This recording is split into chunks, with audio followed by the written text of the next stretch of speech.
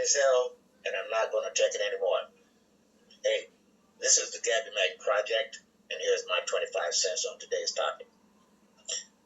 For you younger people, there was a movie that came out in 1976, and now it's considered a classic. Now, the name of that movie is Network. The star of the movie was Peter Finch. In the movie, Finch played the role of a veteran TV news anchorman named Howard Beale. Now, you see, Beale was an aging TV news broadcaster whose show was suffering low ratings, and word was going around that he was going to be fired.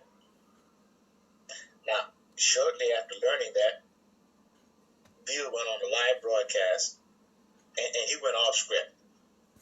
I mean, he went really off script in a big way. During the broadcast, he announced that he was going to commit suicide on live TV. Now, in the movie, Beale went on a long rant to let out all of his frustrations with the world. But in what had become an iconic moment in the movies is when Mr. Beale says, "I'm mad as hell, and I'm not going to take it anymore." Beale then urges his viewers to go get out of their chairs, go to their windows, stick their heads out and yell, "I'm a human being. God damn it. My life has value. I'm mad as hell, and I'm not going to take it anymore." Okay, fast forward 40 years later.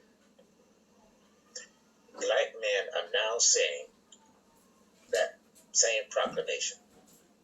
We're mad as hell, so we're not going to take it anymore. But instead of saying it on TV, they're using the internet.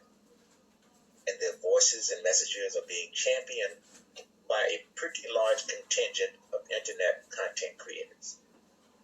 For my 25 cents.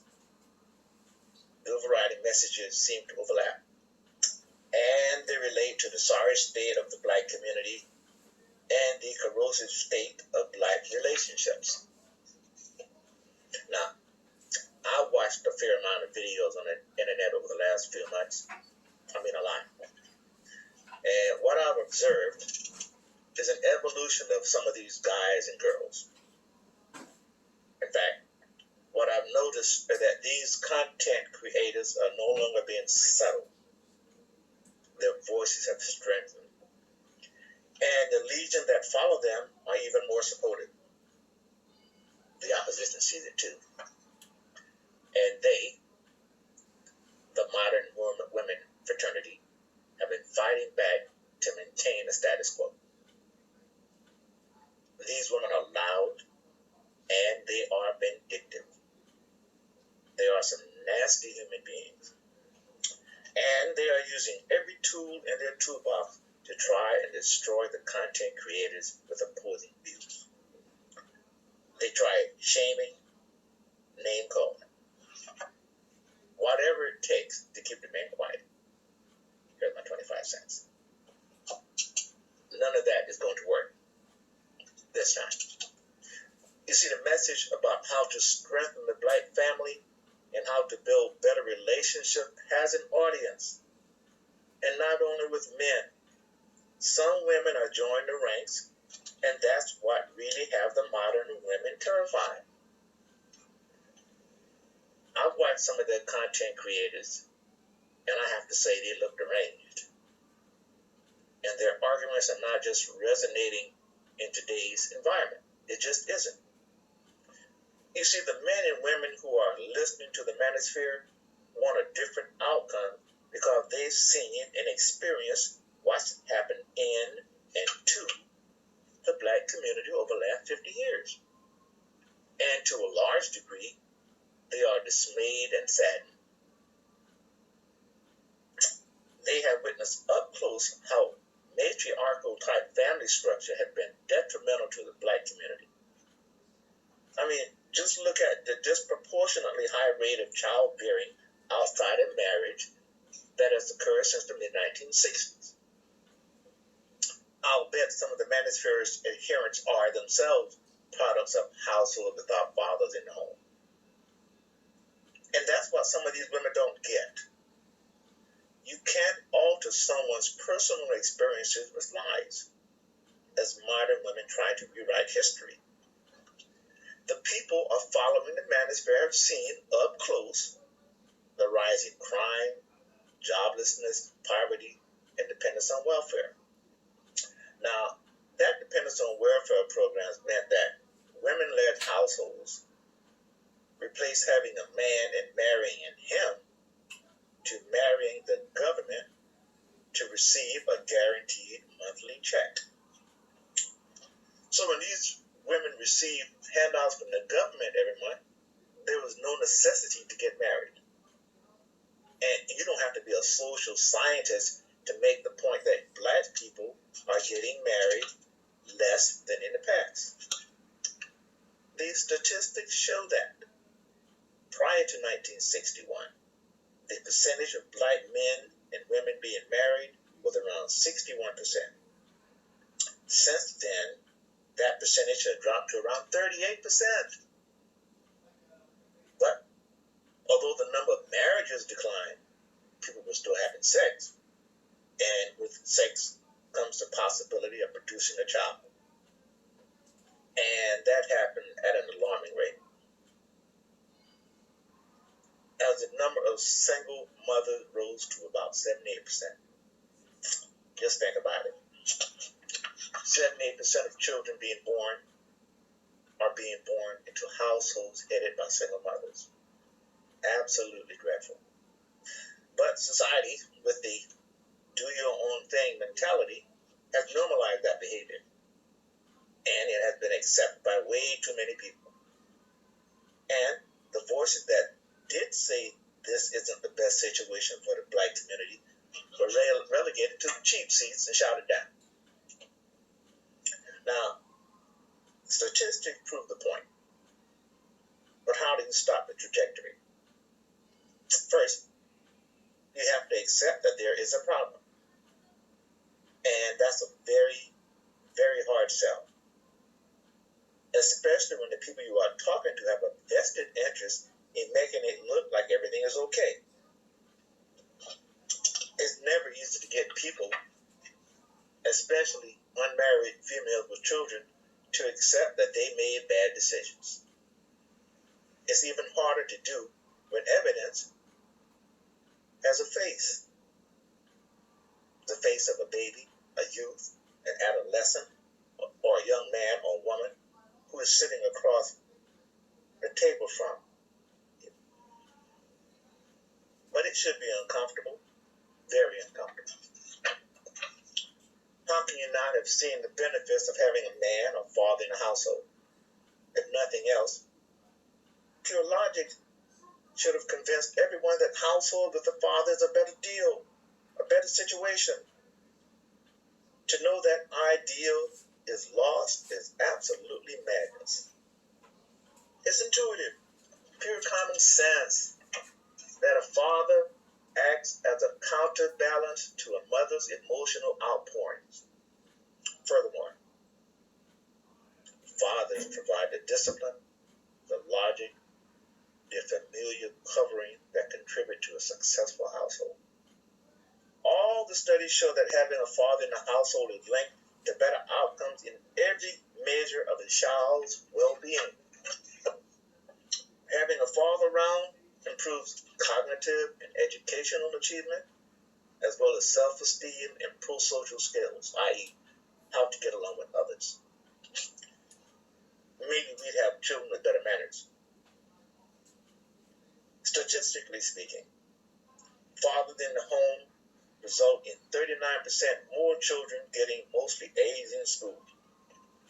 And children with fathers in the home are 45% less likely to repeat a grade. And those with fathers in the home are 60% less likely to be suspended or expelled. And the children were twice as likely to go to college and find stable employment after high school. And it's also worth saying that children with fathers in the home were less likely to have a teen birth. less likely to spend time in jail. Now, wouldn't that be great? Now, maybe a residual impact would be us killing us less. Here's Gabby's 25%. The internet has been a godsend, and it has allowed black men to stand up and yell, I'm mad as hell, and I'm not going to take it anymore. The manosphere, as a collective, provided a voice to the voiceless. And as we know, once the genie has been unleashed, it's damn near impossible to put him back in. The manosphere and the content creators who are attempting to provide solutions to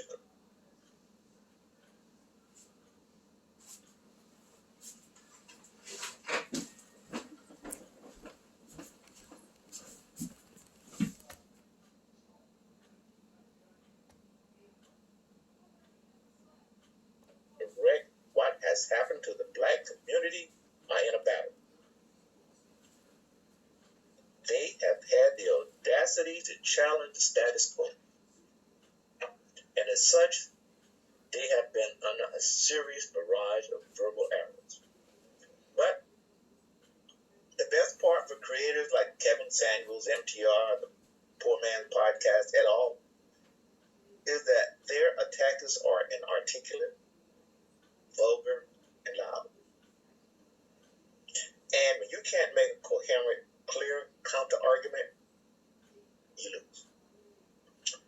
And not only are men in the manosphere holding their own, the legion of like-minded supporters seem to be growing.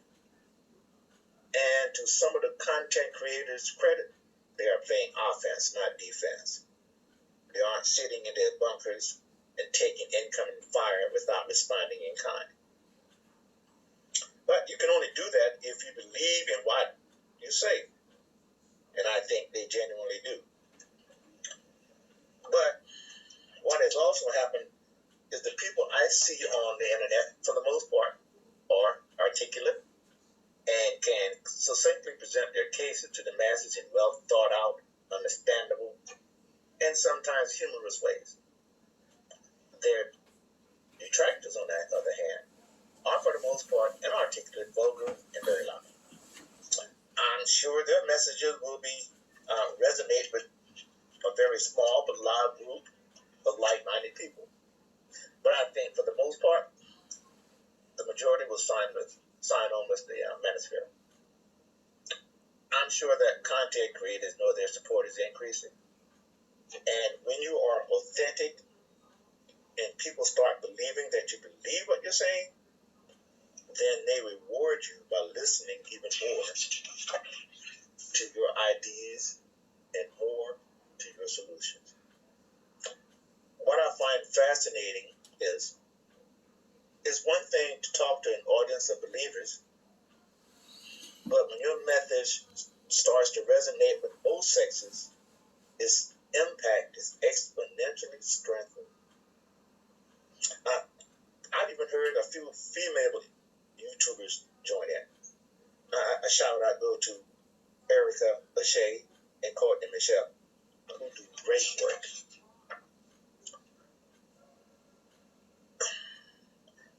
And there's truth in that old adage that there is strength in numbers. Right here is where I summarize some of the reasons that black men are saying, I'm mad as hell and I'm not going to take it anymore. First of all, they are tired of black women down-talking them. Second, they are tired of being disrespected as potential leaders. Third, they are even more pissed off that black women will use a man's child as a weapon to punish the father. But to close it out, black men are really angry that black women won't allow them to be the head of the household. And that is probably going to be the hardest nut to crack, especially since it's been the other way around for decades. Giving up power voluntarily is a hard sell. We have to see how that plays out. In closing remarks, let me Salute all my veterans, active duty service members for keeping us free, and to all my police men and women and firefighters for keeping us safe. Because of all you do, we can voice our opinions on the internet. Until next time.